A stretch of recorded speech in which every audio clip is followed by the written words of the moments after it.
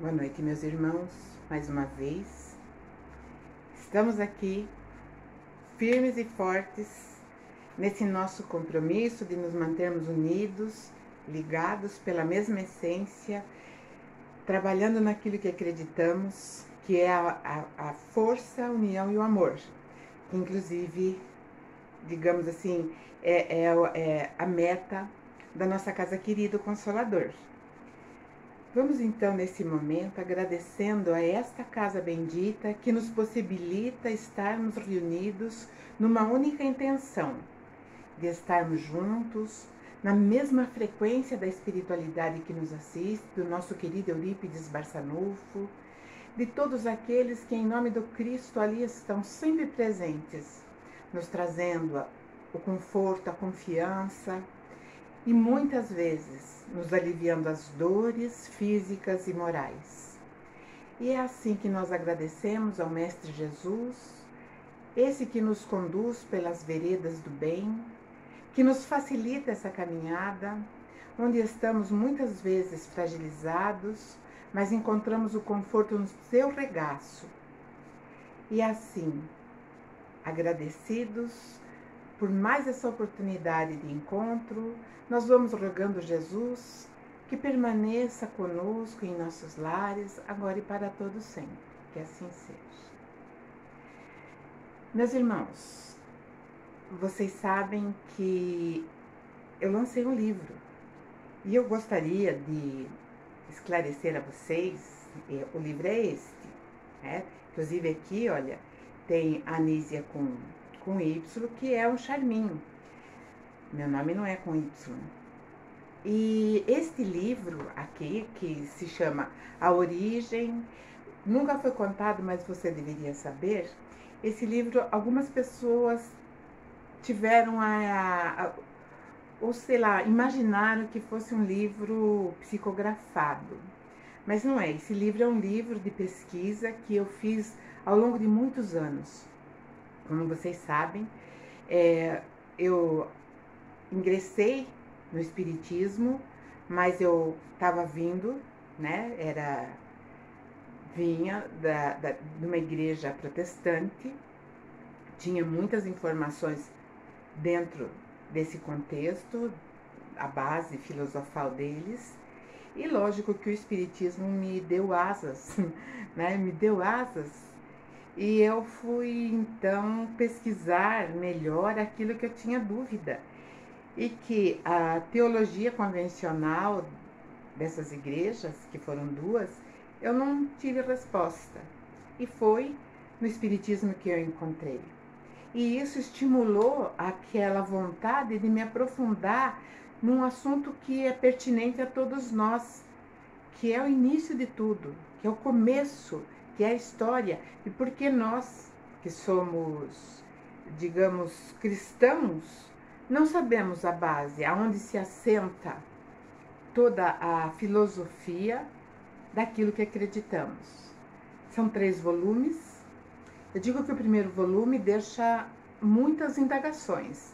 O segundo, ele vai trazer o esclarecimento maior. O terceiro vai nos colocar diretamente de frente para Jesus e nós vamos entender melhor toda a questão. Mas vocês vão falar para mim, mas Anísia, eu já sei. Nós achamos que sabemos. E como dizia Sócrates, o grande filósofo, nós podemos afirmar com certeza, com convicção, tudo que sei é que nada sei. E é isso. Então é esse o recadinho que eu falo para vocês, que eu passo para vocês, sanando talvez algumas dúvidas, dirimindo aí a pergunta: é psicografado? Foi algum espírito? Foi o espírito de Anísia, sem Y, que trabalhou muito, muito em pesquisas profundas. E isso me coloca de uma forma diferente diante de tudo aquilo que eu passo para vocês, meus irmãos. Falamos sobre Jesus, falamos sobre as suas orientações, a facilidade que temos por termos já essa visão que o Espiritismo nos traz. Somos imortais, inclusive no livro vocês vão perceber que eu não me refiro especificamente ao espiritismo. Vocês vão entender que eu sou reencarnacionista, que eu aceito a reencarnação num processo natural. Diria até que para nós ainda, no nosso processo evolutivo, é fisiológico, nós precisamos da matéria, nós precisamos desse tempo curto, muito curto, mas que para nós tem digamos, uma expressão tão grande diante das nossas necessidades. E é sobre isso que hoje eu gostaria de falar com vocês, sobre aquilo que nós estamos presenciando em nossas vidas, né, em todos os momentos. Eu não estou falando nesse momento específico, onde nós somos muitas vezes compungidos a pensar grande ou então a estreitar a nossa visão, e nesse estreitamento nós entramos numa agonia. Muitas pessoas me procuram porque um familiar, digamos assim, surtou, uma criança surtou, infelizmente, muitas vezes tentou suicídio ou então cometeu suicídio. E isso tudo dentro desse contexto que Jesus falou. Eu vou ler para vocês aqui quando ele diz assim: não sabeis o que pedis. Então, é aí. Nós, muitas vezes, não sabemos realmente o que pedir. Nós não pedimos. Eu fico imaginando hoje, onde nós somos chamados a amadurecer espiritualmente, em determinados momentos, o que nós pedimos? Nós pedimos para Jesus, para Deus, para a espiritualidade, que nos livre, que nós não tenhamos doenças, que nós não tenhamos aflições dentro desse momento, nesse cenário que estamos andando. Mas será que é justo nós pedirmos isso? Afinal de contas, tem um ditado que diz: quando você vai para a chuva é para se molhar. E quando nós resolvemos tomar chuva, nós tomamos a chuva. Nós achamos gostoso, nós sentimos até uma determinada paz, sai a água limpa. Muitas vezes somos pegos de surpresa. Saímos e de repente um temporal desaba sobre nós. E aí, tá molhado. E aí que entra. Quem está na chuva é para se molhar, e nós estamos na chuva. E nós estamos na chuva, e nós deveremos o quê? Mesmo com a chuva, seguir o nosso caminho. Eu digo para vocês que quando uma pessoa está na chuva, ela procura um abrigo. Quando ela não tem nenhum equipamento que a livre, né, do encharcamento que a chuva produz, ela procura um abrigo. E nesses momentos também, digo, fazendo essa correlação, nós procuramos esse abrigo. Então, esse abrigo seria a casa espírita, seria o templo religioso que você se dedica, ou seria a oração? E aí que tá, nós não sabemos pedir. Talvez muitos ainda peçam desesperadamente que passe essa chuva. E nós vemos que a chuva continua, prossegue. A minha oração não tem valor. Mas vamos lá ao que Jesus falou, né?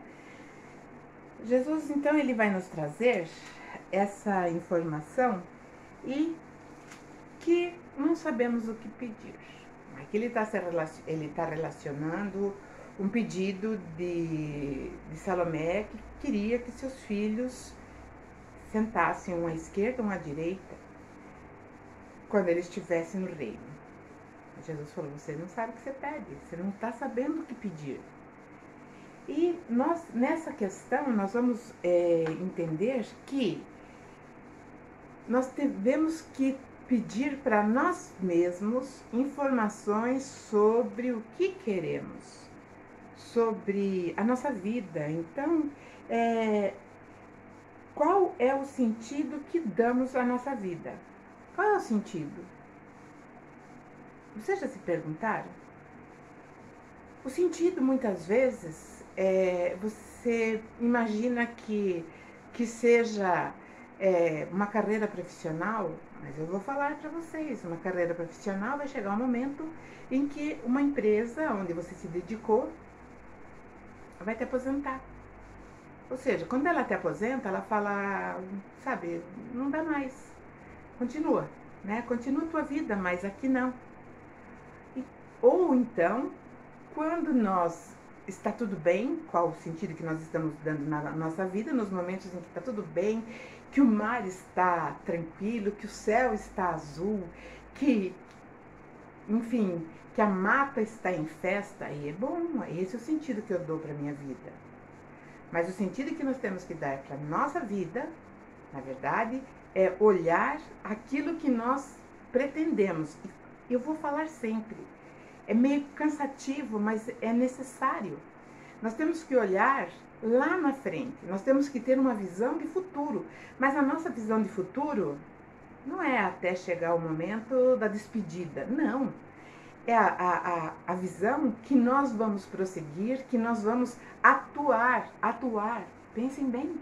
Nós vamos continuar os nossos projetos. Por isso que nós não podemos pensar pequeno. Nós não podemos pensar agora, o meu sonho é terminar de construir ou reformar minha casa. Meu sonho é... Não existe sonho. Quando nós começamos a entender que não existem sonhos, que existem realidades, aí nós estaremos no caminho certo e começaremos a saber pedir melhor. Qual é a nossa postura no mundo atual? Partindo da premissa que o nosso mundo é fugaz, que tudo aqui é passageiro, que tudo aqui é transitório, tudo. A única coisa que vai ser eternizada são as conquistas, são os valores, são os amores, é a nossa capacidade de dar e receber. Isso sim é importante. O resto é consequência. Então nós sabemos que tem pessoas que se contentam com muito pouco. Estou falando materialmente. E a gente fala, aquela pessoa é acomodada, olha, mano, aquela casinha lá, não sei quanto. Ali é aquilo que traz a felicidade para ela.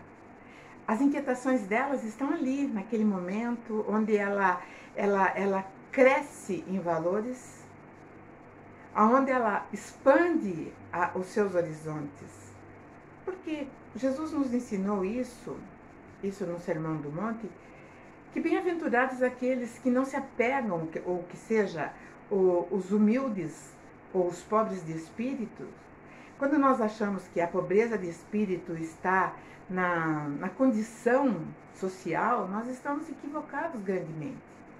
A pobreza de espírito é justamente não se apegar com as coisas transitórias aqui desse nosso mundo maravilhoso, lindo, maravilhoso, inquietante, efervescente, mas passageiro.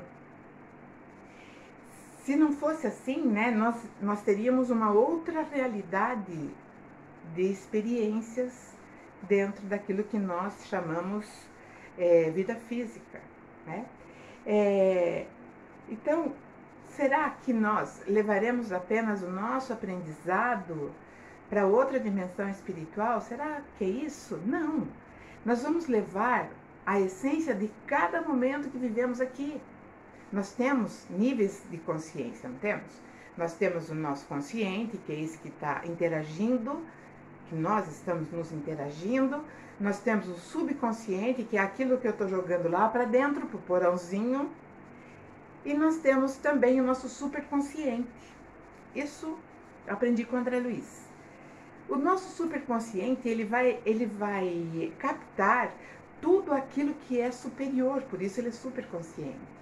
E é nesse superconsciente que nós vamos trabalhar, que nós vamos elaborar as nossas questões, digamos assim, de anseios, as nossas conquistas, aquilo que nós desejamos arduamente, né, no nosso dia a dia. Eu vou falar uma coisa para vocês, que uma das coisas que mais nos inquieta ainda é a questão da imortalidade. Todos nós tememos esse momento. e estamos caminhando assim, ó, direto para essa realidade. E nós não nos preparamos, não nos preparamos. E aí entra aquele momento em que nós entramos num choque, quando confrontamos com uma realidade que nós espíritas sabemos, e muitas outros segmentos cristãos que também entendem a necessidade da reencarnação.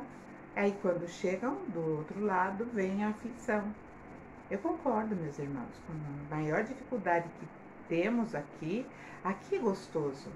Porque aqui nós estamos assim nesse momento de entorpecimento, onde nós podemos sentir fisicamente, mas sentir espiritualmente, eu falo para vocês que a expressão é muito maior, que a extensão daquilo que sentimos é muito maior. Qual o nível da nossa transparência? Essa é uma pergunta. Porque eu penso assim, quando Jesus ele fazia quando ele falava diretamente com aqueles que estavam questionando, perguntando, pedindo alguma coisa, ele fazia perguntas. Então, qual é o nível da nossa transparência? Qual é o nível que nós estamos sendo vistos dentro daquilo que nós, na nossa vitrine, que nós somos vitrine? Digamos assim, nós temos assim relacionamentos, que é a parte mais difícil. A parte mais fácil de viver essa vida, eu digo que é se mantendo isolado, num mosteiro, ou então num lugar distante, onde nós fazemos até voto de silêncio para não escutar nossas próprias verdades. Mas aí também entra a questão do materialismo. Se eu não posso falar, eu posso pensar. E muitas vezes isso não vai ser profícuo porque não vai me trazer nada. Nós temos que viver em coletividade. Nós temos que viver em grupo. É assim desde o começo da nossa individualização do princípio inteligente. Primeira coisa que a humanidade começou a fazer foi coletividade. Em primeiro momento foi denominado bando. No segundo momento já foi colocada a palavra coletividade. Então viver coletivo é viver com as diferenças do outro. Muitas vezes nós achamos que a outra pessoa ela não atende aquilo que nós pensamos ou aquilo que nós queremos que ela nos responda. E isso, meus irmãos, isso é viver fora desse contexto. É não saber pedir. Porque muitas vezes nós chegamos ao ápice de entrarmos em colapso com um semelhante nosso. Porque achamos que esse semelhante, né, é inferior, ele não pensa, e pensa. Mas cada um está num estágio. E nós estamos aqui. E o motivo de eu não parar de fazer esses vídeos é justamente esse crescimento que eu realizo com todos vocês que me assistem, que eu quero agradecer novamente. Com todos vocês que acreditam que nós temos uma finalidade estabelecida de ser e de viver. Todos vocês que acreditam que agora, com esse nosso laço, através da distância, nós criamos um laço virtual.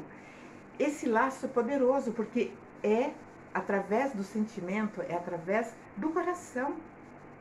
E isso, digamos que é um aprendizado maravilhoso. Vamos dar um exemplo assim, eu vou trazer um exemplo para vocês. Quando eu sair do cenário físico, eu continuarei com aqueles que eu amo, né? Com aqueles que eu granjeei o amor. E isso me traz felicidade. Lógico que eu não vou querer ir logo para essa felicidade, porque aqui é ruim, mas é bom, né? É um paradoxo que nós vivemos justamente para nós termos o critério bem definido. Veja só que sabedoria do Criador e nos colocar todos esses elementos para que nós tenhamos o quê? argumentos para a vida eterna. Olha que maravilha. Nós temos assim, né, digamos assim, que nós temos deficiências, eu não diria deficiência, mas nós temos incapacidade ainda de resolver algumas questões que nos afligem de A a Z. Se vocês procurarem, vocês vão achar de A a Z, né?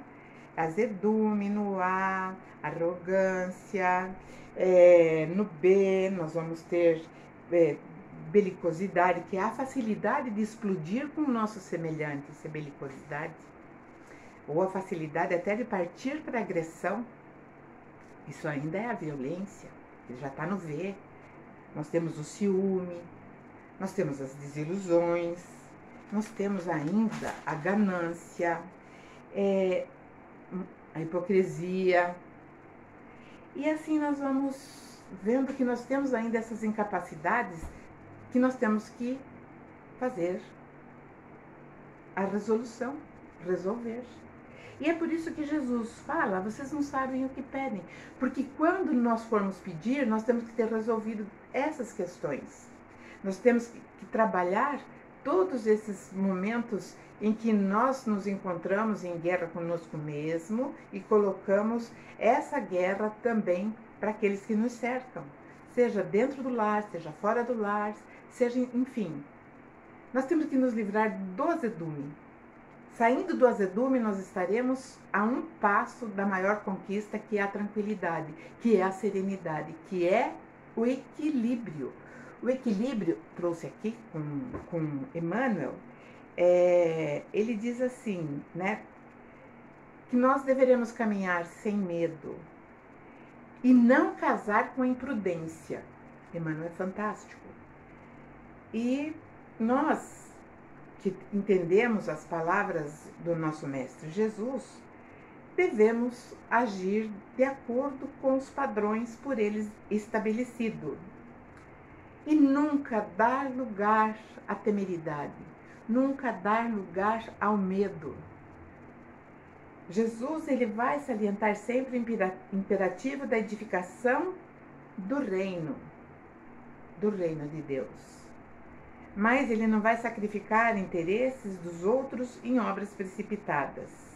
Nós temos que amadurecer. Nós temos que, cada dia mais, entendermos que todo esforço que ele fez foi entendido, foi absorvido por nós. Então Jesus também aconselha, né, a sinceridade do sim, sim, não, não. E muitas pessoas ainda confundem, né, aquilo que ela fala, é o sim, sim ou não, não, confundem transparência com coisas grosseiras, né, às vezes até falta de educação, porque às vezes a gente fala assim, olha, eu sou uma pessoa muito transparente, eu vou te falar o que eu penso. Isso não é transparência, isso é grosseria.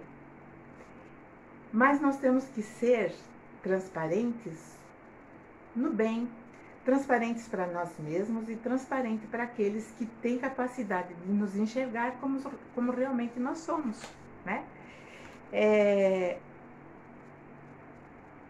E aí, quando nós começamos a entender todo esse contexto, nós passamos a ser livres.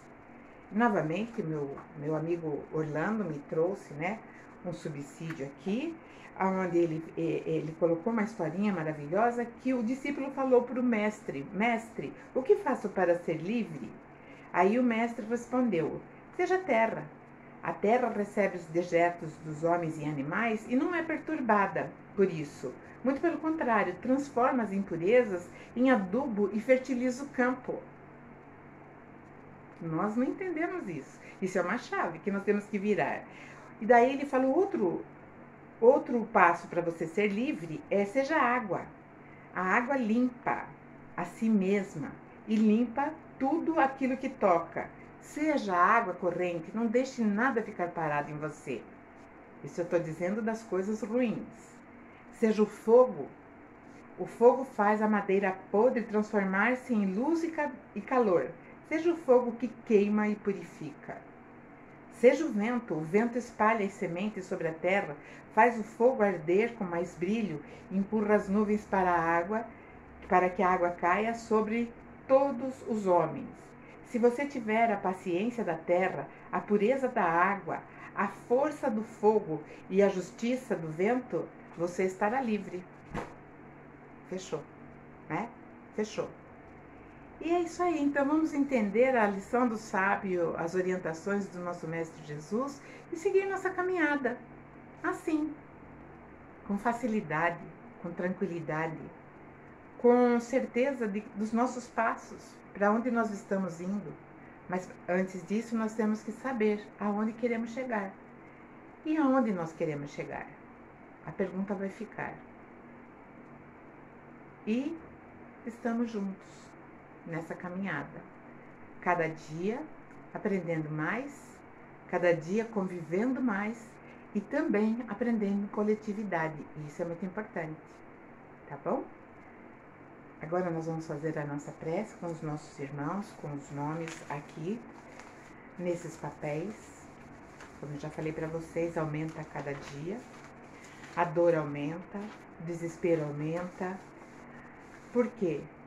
Nós estamos com medo, nós estamos acuados e nós resolvemos então deixar as coisas rolar. Deixa as coisas rolar. Não é assim. Nós vamos trabalhar até isso. É nesse momento que nós temos mais ainda a oportunidade de colocar tudo isso num pacote fechado e colocar em nós. E daí seguir adiante, tá bom? Então vamos agora agradecendo ao nosso Mestre Jesus, agradecendo ao Criador pelo dom da vida, por tudo que temos, por aqui estarmos, por estarmos vivendo juntos esse momento de alegria, de aprendizado, e rogando que Jesus, nosso Mestre, nosso governante, possa envolver o planeta Terra em muita luz, todas as nações, que todas as dúvidas ou todas as mentiras sejam banidas, que nós possamos, Jesus, nesse momento, abrir os nossos corações como os filhos do Pai Celestial, que é puro amor, que é pura bondade, e assim pleitearmos a nossa condição de filhos desse Pai. E te agradecemos, Mestre, por toda a luz que recebemos, te agradecemos por esse país que nos acolhe, por este estado que vivemos, por esse município em que transitamos e por esse lar maravilhoso que nós estamos neste momento, como uma pérola preciosa ali, neste lar. Porque nós precisamos coletar de tudo aquilo que é ruim, coletar o melhor e cada vez mais colocar em nós elementos preciosos e até o ponto de nos tornarmos raros. E é dessa forma, Jesus, que nós queremos te servir, nos colocarmos à disposição da tua obra, da tua seara e nos envolvermos cada vez mais com o nosso irmão, mas conosco mesmo, dentro de tudo desse universo que você nos deixou dos teus ensinamentos. Que a tua luz possa envolver todos esses nomes, que a tua luz possa envolver cada um em suas necessidades, na desobsessão, nos problemas físicos, no reequilíbrio, as crianças que estão aqui na Ala Menei, a nossa irmã tão querida, que com tanto amor acolhe as nossas crianças, os nossos adolescentes, e assim, Jesus, pedir que todos sejam amparados em suas necessidades, que a tua luz possa envolver agora diretamente a água colocada para que seja fluidificada, para que nós tenhamos o fortalecimento, para que nós tenhamos, Jesus, aquilo que nós muitas vezes nem sabemos que precisamos. E nesse momento a espiritualidade transporta para essa água aquilo que nós mais precisamos nesse momento. E a tua luz, Mestre, que enche os nossos lares, envolva todos os nossos familiares, envolva todos aqueles que já estão em outros lares, em outros ambientes, nesse momento em que aqui estamos, e que a tua paz se estabeleça em cada um. e que a tua luz possa levar também o conforto, seja qual seja a necessidade desses nossos queridos. Envolva todos aqueles que nos precederam na pátria espiritual, os nossos queridos irmãos, fundadores do Consolador, aqueles que trabalharam nesta casa, que também já estão lá, e que nós possamos integrar sempre essa comunidade da luz, Jesus, que queremos realizar nessa nossa caminhada. E nós te pedimos, Mestre amado, permaneça conosco agora e para todo sempre, porque te queremos de verdade, que assim seja. Mais uma vez, chegamos ao final desse nosso encontro, mas realizados, tenho certeza disso, com plenitude. Desejo a vocês uma excelente semana e uma excelente construção.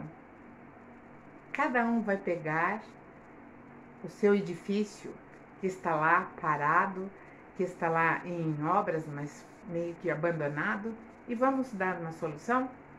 Vamos terminar as nossas construções? Um beijo a todos, fiquem na paz.